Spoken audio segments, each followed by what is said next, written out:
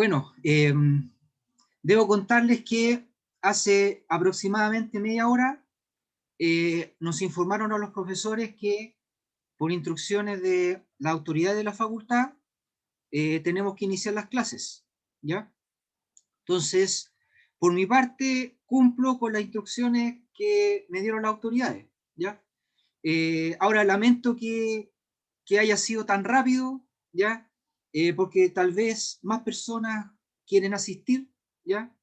Pero no se enteraron, ¿ya? O tal vez se van a enterar en el transcurso del día, ¿ya? Pero así fue el ritmo de flujo de la información. Bueno, antes de comenzar, quiero saber si quieren comentar algo.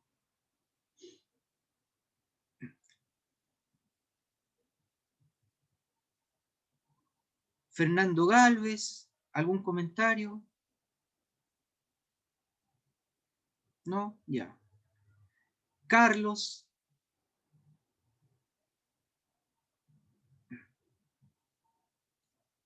Eric.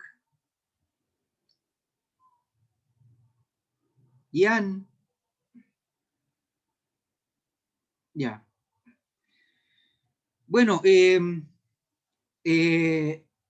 la actividad que teníamos que hacer según la programación antigua era una evaluación, pero obviamente esta semana no lo hacemos, ¿ya? Así que vamos a pasar un poquito de materia y las instrucciones que nos dieron fue que independiente de la cantidad de alumnos, después subiéramos la clase a cursos, ¿ya? Entonces lo que vamos a ver hoy día son ondas electromagnéticas. Eh, bueno, sabemos que las cargas estáticas crean campo eléctrico calculado como K por Q partido por R cuadrado por el versor, y las cargas en movimiento, las corrientes, ¿ya? Crean campo magnético, ¿ya? Hemos visto que el campo magnético es rotacional y obedece la regla del tirabuzón, así, ¿ya? Pero resulta que existe un fenómeno especial cuando tenemos cargas aceleradas, ¿ya? Porque cuando hablamos de campo magnético, hablamos de corrientes, ¿ya? Por ejemplo, una corriente de 2 amperes, ¿ya? O de 3 amperes, siempre es un parámetro. Eso implica que la corriente es constante, ¿ya? Y si la corriente es constante, porque nunca hemos trabajado con corrientes variables, por ejemplo, corrientes sinusoidales, eso se llama corriente alterna, ¿ya? Bueno, entonces cuando la corriente es constante, implica que las cargas, en promedio, se desplazan con movimiento uniforme rectilíneo, ¿ya? Velocidad constante, aceleración cero. Pero ¿qué pasa si la aceleración es distinta de cero? Por ejemplo, una carga oscilante, ¿ya? Pueden imaginar una pelotita unida a un resorte eh, y que empieza a oscilar sinusoidalmente, con movimiento armónico simple, ¿ya? Entonces, ¿qué ocurre con ese tipo de carga? O también puede ser una carga que cada vez que esté ganando energía, ¿ya? Que cada vez gire más rápido, ¿ya? Entonces, ahí también tenemos una carga acelerada, tiene aceleración centrípeta, ¿ya?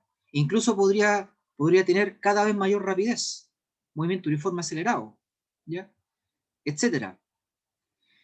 Bueno, Maxwell, a fines del siglo XIX, se hizo esa pregunta, ¿ya? Y para responderla, se basó en información que había recopilado Faraday, ¿ya? Faraday no tenía estudios profesionales de física, ¿ya? Sin embargo, en términos experimentales, era el científico más top que podía repetir experimentos de electromagnetismo en esa época, ¿ya? Entonces la parte experimental estaba muy desarrollada, no así la parte teórica, escribir las ecuaciones. Entonces lo que hizo Maxwell, para poder responder la pregunta de qué ocurre con las cargas aceleradas, ¿ya? Fue expresar los descubrimientos de Faraday como patrones, ¿ya? Faraday había realizado cerca de 500 experimentos, pero Maxwell se dio cuenta que se podían reducir a cerca de 20 patrones matemáticos, o sea, 20 ecuaciones.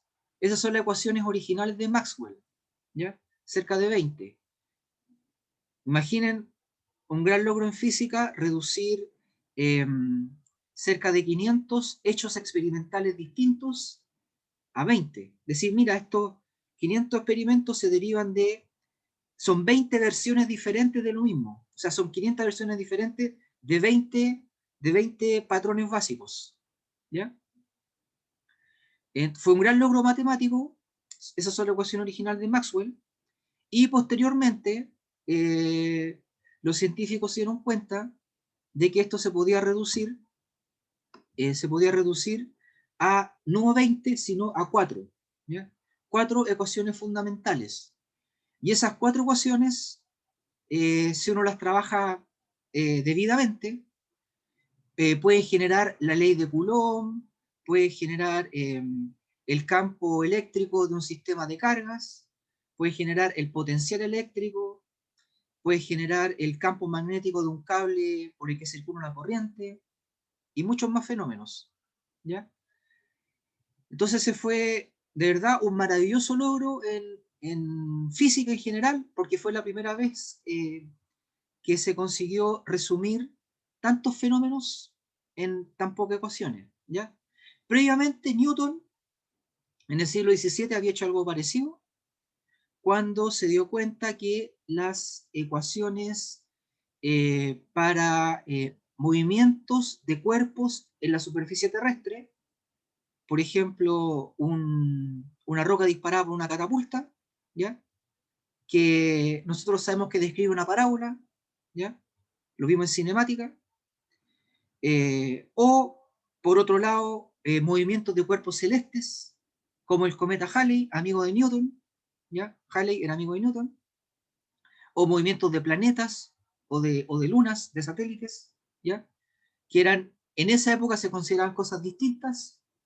Una cosa era la fuerza de gravedad, la ley de gravitación universal para los cuerpos celestes, y otro era las expresiones cinemáticas de parábolas y trayectorias similares, ¿ya? Sobre la superficie terrestre. Newton se dio cuenta que eran equivalentes, ¿ya? Que ambos tipos de movimientos se derivaban de la fuerza de gravedad, ¿ya? Eran dos versiones distintas de la fuerza de gravedad. A veces la fuerza de gravedad puede hacer que los objetos caigan, ¿ya? Si por ejemplo, si la velocidad del objeto es paralela al radio o al vector posición, entonces ahí las cosas caen simplemente, ¿ya? Pero cuando es perpendicular, puede orbitar, como la Luna. Entonces, no son fuerzas distintas, sino más bien en la misma fuerza, pero que provoca distinto efecto dependiendo de las condiciones del objeto, dependiendo de su velocidad. ¿Ya? Esa fue la primera vez que se unificaron dos ramas distintas de la física. ¿Ya? Ahora, gracias a Faraday y después a Maxwell, ¿ya? Se unificó todo lo que era campo eléctrico con todo lo que era campo magnético y además con todo lo que era óptica. Se unificaron 3 ramas de la ciencia gracias a primero 20 ecuaciones y después 4 ecuaciones, las 4 ecuaciones de Maxwell. ¿Ya? Entonces lo que hay que saber eh, de todo lo que hemos visto en el semestre, ¿ya? Es que son distintas versiones de 4 patrones básicos. Todo lo demás se deriva de los 4 patrones básicos que les voy a indicar ahora. ¿Ya? Lo primero es, eh, no existe, la primera es, existen polos eléctricos. ¿Ya? El monopolo eléctrico positivo, que es el protón, y el monopolo eléctrico negativo, que es el electrón. ¿Ya? Sabiendo eso, si uno escribe las ecuaciones que expresan lo que acabo de decir, llegamos a la ley de Coulomb, llegamos a la expresión del campo eléctrico, ¿ya? Llegamos a la expresión del potencial eléctrico que se mide en voltios o en joule dividido por Coulomb, ¿ya?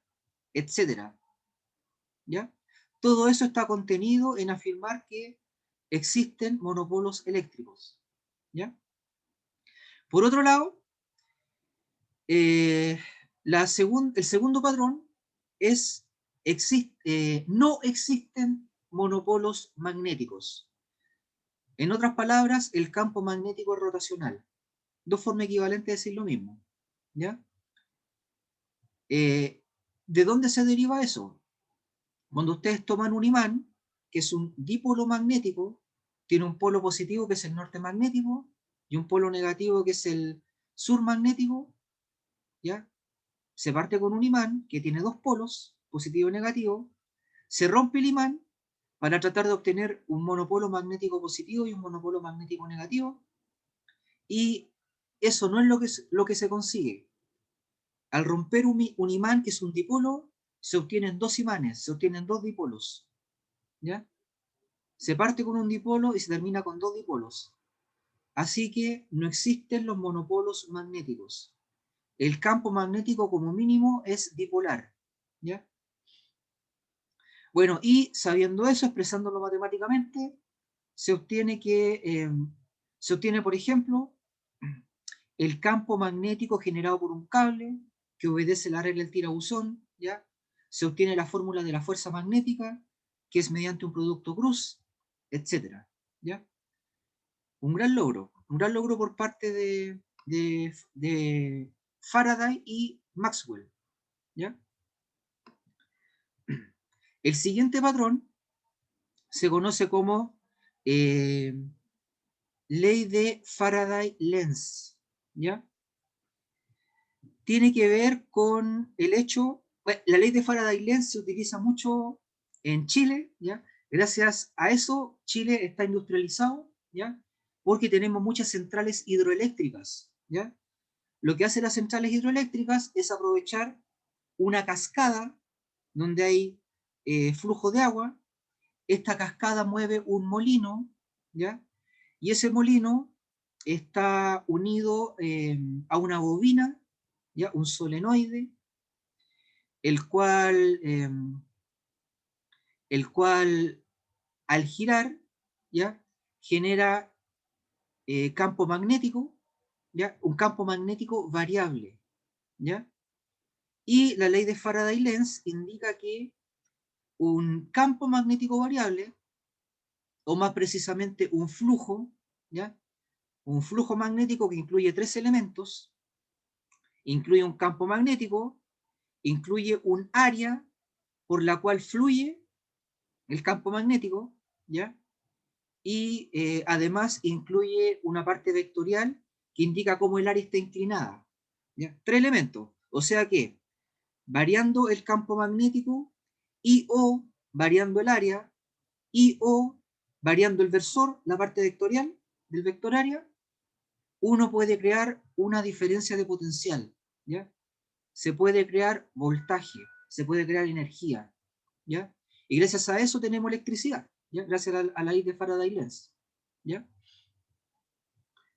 Entonces, dicho en términos simples, un campo magnético variable puede generar energía, ¿ya? Campo magnético variable puede generar energía. O más preciso, un flujo magnético variable puede crear una diferencia de potencial, ¿ya?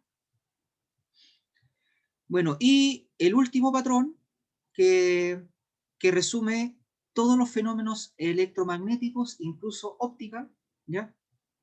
Es afirmar eh, que una corriente variable, ¿ya? O un campo eléctrico variable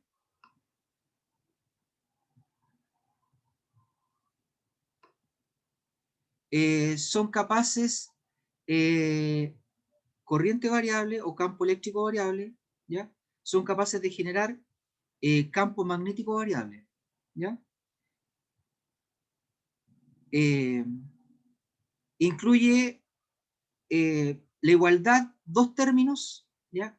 A la izquierda tenemos un campo magnético variable y a la derecha tenemos ya sea un campo eléctrico variable y o una corriente variable, ¿ya? Entonces, vamos a ver a continuación la expresión de las ecuaciones, ¿ya? Para resumirla matemáticamente. Sobre la última igualdad, sobre la tercera primero. La tercera, nos interesa saber que les dije, un flujo magnético variable puede crear diferencia potencial. Lo voy a decir de otra manera, ¿ya? Un campo magnético variable puede crear campo eléctrico variable, ¿ya? Porque el potencial se deriva del campo eléctrico, ¿ya? Y la cuarta ecuación la voy a decir de otra manera. Un campo eléctrico variable, más otras cosas, pero aquí no interesa el campo eléctrico variable, puede crear campo magnético variable, ¿ya? Entonces las dos últimas ecuaciones, la tercera y la cuarta, se parece un poquito podría decirse como el yin y el yang, ¿ya? Es como un campo variable no puede existir sin el otro campo variable, ¿ya? Y eso es interesante porque la consecuencia de las dos últimas, de la tercera y la cuarta, ¿ya? Indican que existen ondas electromagnéticas. Significa que el campo magnético variable y el campo eléctrico variable pueden viajar, ¿ya? Pueden viajar en forma ondulatoria como una ola, ¿ya? Significa que su tamaño del campo eléctrico y del magnético dependen de dónde se midan y cuándo están siendo medidos, ¿ya? Y Maxwell descubrió que la velocidad con la que viaja esta onda es la velocidad de la luz, ¿ya? Y también descubrió que si la frecuencia de vibración es del orden de 10 a la 14 Hz, esa onda electromagnética va a ser visible por nuestros ojos, ¿ya? Y le vamos a llamar luz, ¿ya? Entonces podemos decir que existe también luz invisible, menor que 10 a la 14 Hz, que sería infrarroja, por ejemplo, ¿ya? Y también hay luz invisible mayor que 10 a la 14 Hz, que corresponde, por ejemplo, a luz ultravioleta, ¿ya? Una forma sencilla de generar luz sería tomando un imán y moviendo el imán, ¿ya? Moviendo el imán, de modo que cuando el imán se aleja del observador, el campo magnético va a ser débil porque está más lejos, y cuando el imán se acerca al observador, el campo magnético va a ser mayor porque estamos más cerca, ¿ya? Entonces ahí tenemos campo magnético variable. Pero la cuarta ecuación dice que si hay un campo magnético variable, también va a haber un campo eléctrico variable y viceversa. Así que vamos a tener ondas electromagnéticas, ¿ya? O sea, luz. Sabemos que una persona con un imán en la mano, ya moviendo el imán, ya no lo va a hacer nunca de a la 14 Hz, así que vamos a generar luz no visible, ¿ya? Pero podríamos crear máquinas que movieran el imán o las cargas en general a 10 a la 14 Hz y conseguiríamos luz visible, ¿ya? Por ejemplo, cuando fluye corriente por un metal, por ejemplo, por un alambrito de tungsteno, ¿ya? Los electrones de valencia, los electrones más externos, están unidos por medio de un resorte invisible, de un enlace, ¿ya? Están unidos al resto del metal, así que cuando hay corriente, el metal se calienta y empieza a vibrar, ¿ya? Y por eso existen ampolletas de tungsteno, ¿ya? Las antiguas, ¿ya? Porque las cargas están vibrando a 10 a la 14 Hz aproximadamente y observamos una luz similar al color amarillo, que es el color de la ampolla de tungsteno. ¿Ya? Ya, les voy a compartir por pantalla una presentación.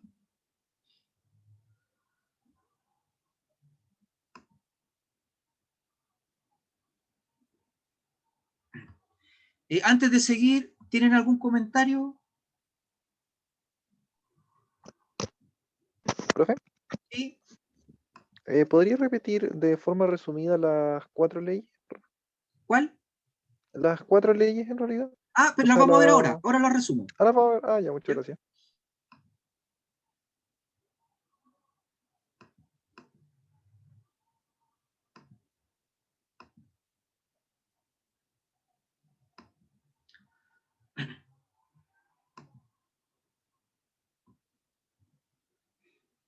Ya.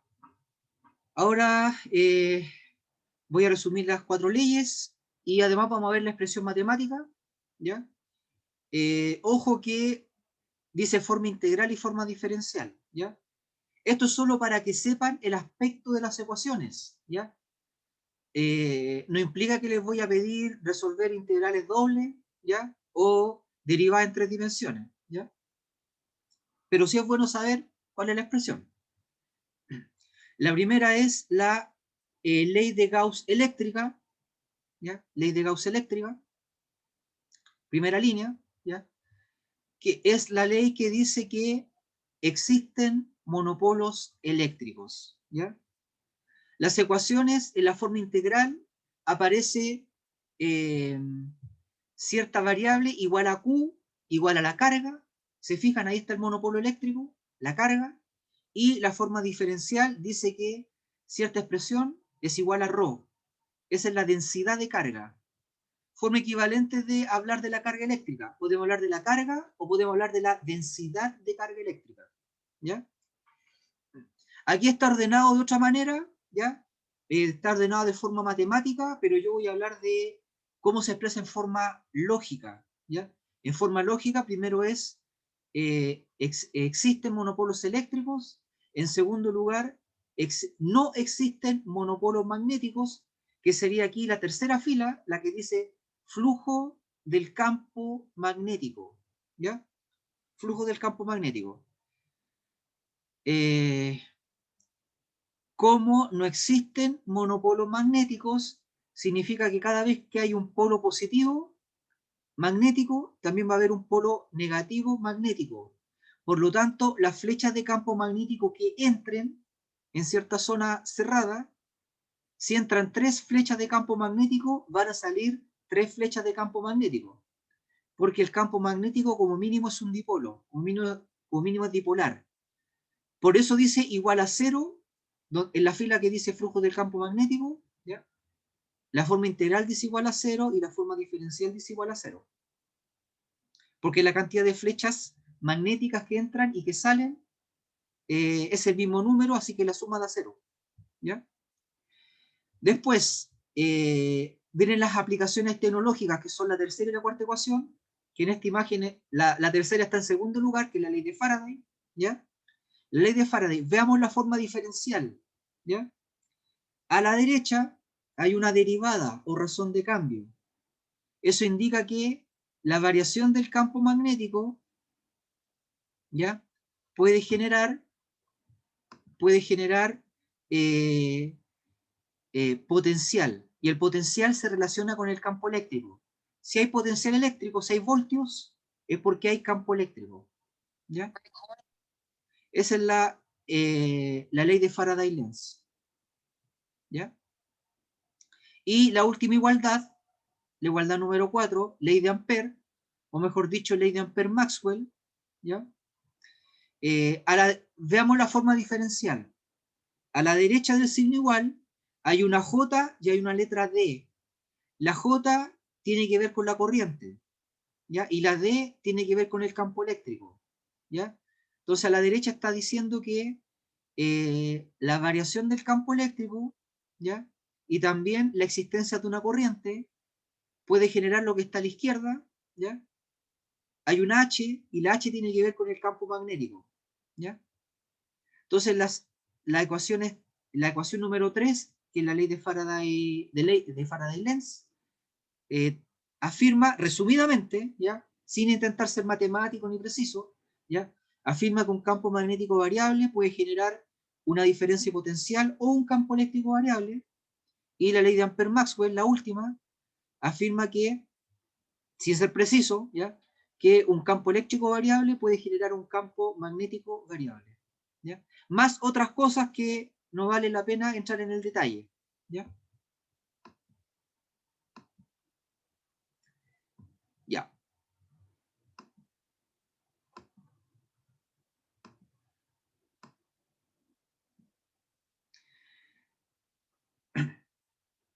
Ya. Entonces, significado teórico de cada ecuación.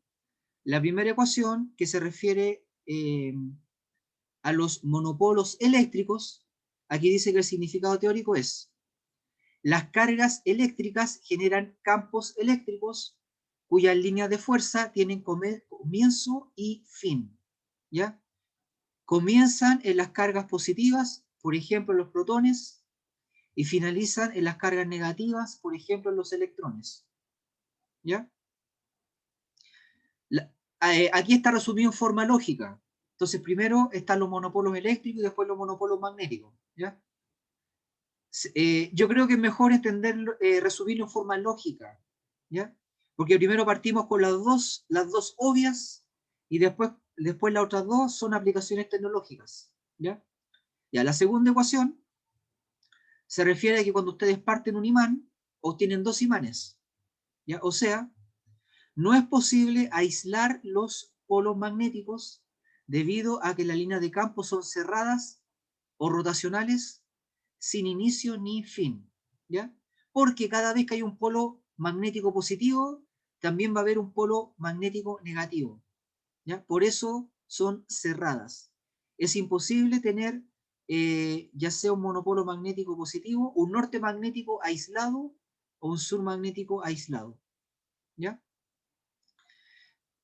Ahora vienen las dos aplicaciones tecnológicas. Tercera ecuación, significado teórico resumido: un campo magnético variable induce o crea un campo eléctrico variable, ¿ya?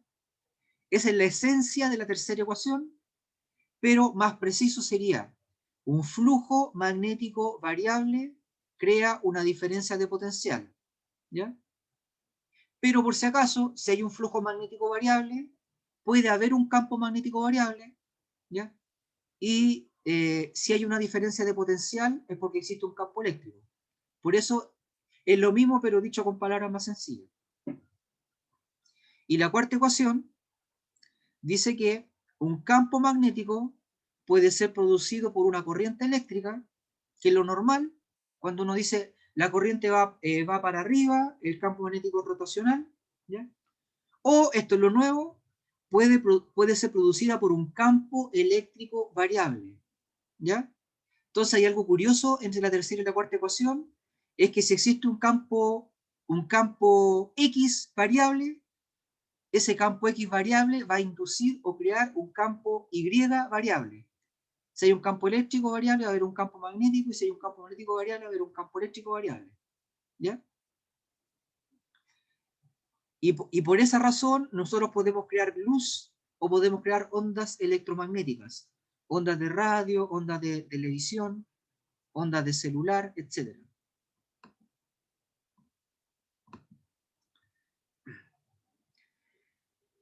Bueno, aquí tenemos un ejemplo de una linterna que está a la izquierda, que tiene un filamento, la ampolleta, por ejemplo, un alambrito de tungsteno, de modo que al circular corriente va a vibrar y vamos a tener campo eléctrico variable y campo magnético variable y viajeros, ¿ya? Entonces, eh, para las ondas electromagnéticas, la velocidad de propagación, que es c, velocidad de propagación de la onda electromagnética, además el vector campo eléctrico, que es E, y el vector campo magnético, que es B, obedecen la regla de la mano derecha. Es decir, el producto cruz entre el versor E y el versor B es igual al versor C. E cruz B es C, ¿ya? Entonces vemos que para una forma sencilla de aplicar esta regla de la mano derecha es colocando el pulgar en el sentido del vector velocidad, y el campo eléctrico va a estar indicado por el índice y el campo magnético va a estar indicado por el dedo cordial, ¿ya? En términos de ondas, que sería la imagen que está más a la derecha, donde el campo eléctrico está en amarillo y el campo magnético está en naranjo, ¿ya? En términos de ondas, vamos a tener que el campo eléctrico va a vibrar perpendicular al campo magnético y van a viajar, se van a propagar de acuerdo con el vector que dice dirección de propagación y que está dado por el pulgar, ¿ya? Lo que implica que el campo eléctrico va a ser sinusoidal y el campo magnético va a ser sinusoidal, ¿ya? Es decir, si la velocidad, en este ejemplo, si la velocidad está en X, ¿ya? O sea, en Y tongo, el campo eléctrico va a estar en J, en Y, indicado por el dedo índice, y el campo magnético va a estar en Z o K tongo, indicado por el dedo cordial. Entonces la última igualdad que está abajo, ¿ya? Nos muestra que el vector campo eléctrico es igual a E sub 0, seno de phi, J tongo, Newton por Coulomb, y el campo magnético es B sub 0, seno de phi, K tongo, Tesla, ¿ya? ¿Qué cosa es E sub 0? E sub 0 es el valor máximo del campo eléctrico. Se llama amplitud del campo eléctrico. ¿Qué cosa es B sub 0? B sub 0 es la amplitud o valor máximo del campo magnético. ¿Qué cosa es phi? ¿Ya? Dice seno de phi, ¿ya? La onda depende de dónde la midan y cuándo la midan. Por lo tanto, en phi está escondida esa variable. O sea, dónde y cuándo, ¿ya? Eso lo vamos a ver con más detalle en la siguiente clase, ¿ya? Bueno, y dice seno de phi porque ya sea el campo eléctrico o el campo magnético vibran sinusoidalmente, de modo que la oscilación ocurre en el espacio y también en el tiempo, ¿ya? ¿Qué significa que la oscilación ocurre en el espacio? Significa que si congelan el tiempo, ¿ya? Si colocan el tiempo como una constante, por ejemplo, cuando uno saca una foto, en la foto sale el espacio, pero en un instante fijo, ¿ya? Si hacen eso con una onda electromagnética, van a ver que es sinusoidal, porque oscila en el espacio. Por otro lado, si congelan el espacio y dejan que corra el tiempo, también es sinusoidal, ¿ya? ¿Cuándo hacemos eso? Cuando tomamos un medidor de onda, ¿ya? Como el celular, ¿se acuerdan? El celular es un medidor de onda, y en un lugar específico, o sea, congelamos el espacio porque no nos vamos a mover, ¿ya? Y solo dejamos que corra el tiempo. Vamos a ver que en la pantallita del aparato van a aparecer valores oscilantes, ¿ya? 0, 1, 2, 1, 0, menos 1, menos 2, menos 1, 0, 1, 2, etc. Ahí va a estar la pantalla oscilando. O sea, el campo también oscila en el tiempo, ¿ya? O sea, resumiendo, dice seno de phi, tanto para el campo eléctrico como para el campo magnético, porque la oscilación cambia tanto en el espacio como en el tiempo, ¿ya? No se olvide que son vectores y que estos vectores obedecen la regla de la mano derecha, ¿ya? Donde el pulgar es el vector velocidad, el campo eléctrico apunta en el sentido del índice y el campo magnético en el sentido del dedo cordial, ¿ya?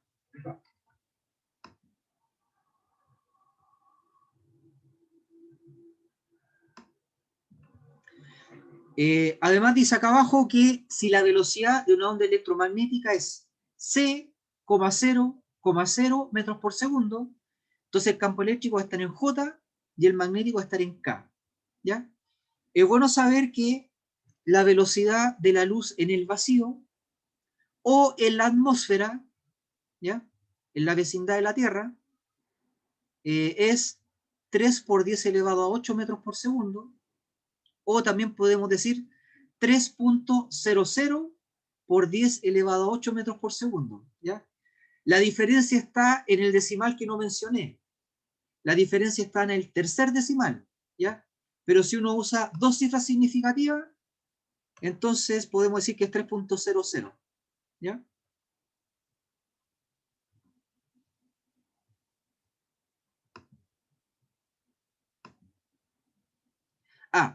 Y a esta forma de expresar los campos se derivan de la regla de la mano derecha, ¿ya?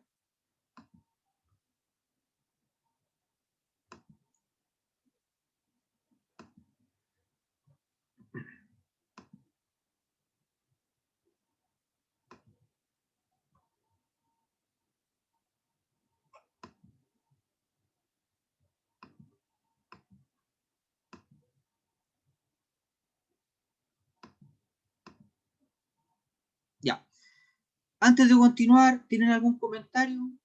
¿Ya? Ya sea de la clase o de lo que está ocurriendo hoy día, que es un comienzo inesperado o repentino, ¿ya? De las clases.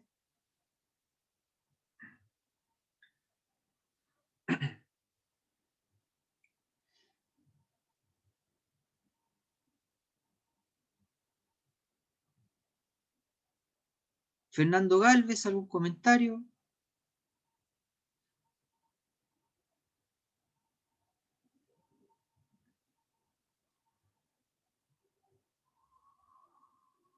Ya. Vicente dice, solo debemos saber qué significan las ecuaciones de Maxwell. ¿Ya? Sí, Vicente, en este caso lo principal es entender el significado, ¿ya? Pero un detalle, cuando se entiende el significado, a partir del significado uno puede aplicar algo y hacer alguna aplicación, ¿ya? Pero obviamente son aplicaciones sencillas, ¿ya? Es como que uno dice, mira, dada esta afirmación, obtenga alguna consecuencia matemática sencilla, ¿ya? Eso se podría hacer, ¿ya? Pero se deriva de comprender las ecuaciones, nada más, no de conocer matemáticas avanzadas, ¿ya? Ya.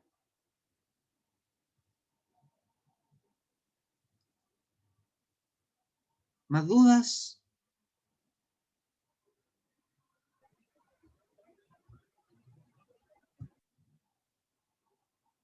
Ya.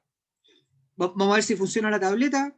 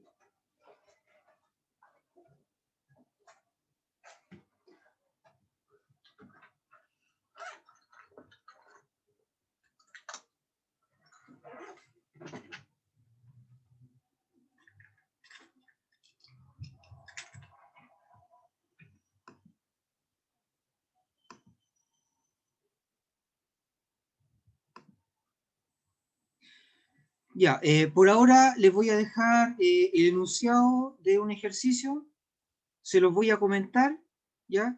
Y vamos a ver si vamos a hacer después un break, ¿ya? Y vamos a ver si ustedes inténtenlo resolver, ¿ya? Y después del break les explico cómo se resuelve, ¿ya?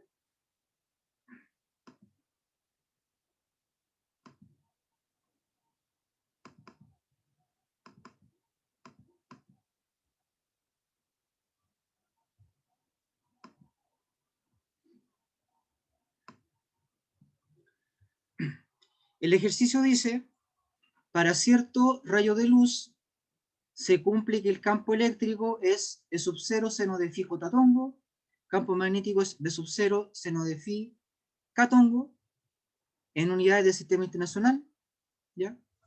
Letra A, calcule el campo eléctrico en X, T en unidades del sistema internacional, sabiendo que E sub 0 vale 0.37 milinewton por coulomb y la fase vale 9, ¿ya? La fase se mide en radianes, por eso no tiene unidades, porque radian no es una unidad.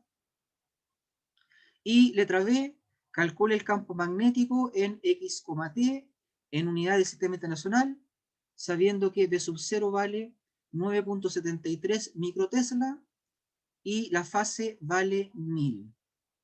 ¿Ya? Aquí, como tenemos la ecuación del campo eléctrico y del magnético a la izquierda, lo que tenemos que hacer es valorizar, ¿ya? O sea, realizar la transformación de unidades correspondientes para que quede en unidades del sistema internacional, ¿ya? Reemplazar el sub 0, reemplazar la fase, recordar que la calculadora tiene que estar en radianes, ¿ya? Y verificar o recordar que el resultado tiene que ser un vector, ¿ya? Observen que el campo eléctrico está en J, o sea, de la forma 0, algo, 0, Newton por Coulomb, y el campo magnético está en Catongo, o sea, de la forma 0,0, algo, en Tesla. ¿Ya? Es el ejercicio que les dejo pendiente y lo resolvemos al regresar del break. ¿Ya? ¿Alguna duda?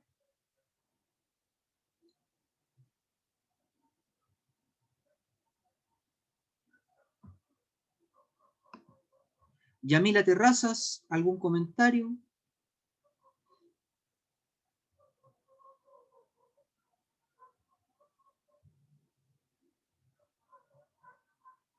Ya. Entonces hacemos el break. ¿Ya? Gracias por la asistencia. Hasta luego.